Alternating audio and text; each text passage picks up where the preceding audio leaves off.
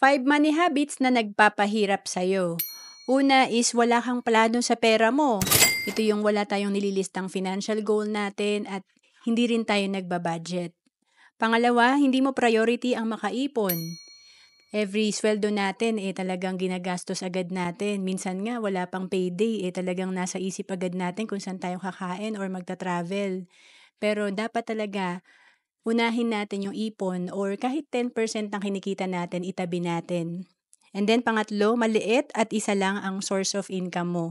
Madalas talaga hindi makaipon dahil maliit lang ang kinikita. Kaya importante na meron tayong other source of income. Pang-apat, pagsasayang mo sa oras mo. Lahat tayo may 24 hours per day. And majority hindi naman pinanganak na mayaman. Kaya yung iba kaya naging successful, ginamit lang nila ng tama ang kanilang oras. And panglima, utang lagi ang solusyon mo sa money problem mo. So tandaan natin, sa ating wealth bucket, kaya tayo hindi makaipon. Marami palang butas at isa na dyan ang pagkakaroon ng utang. To know more about savings and investment, message mo lang ako sa FB o Ancelis Capistrano.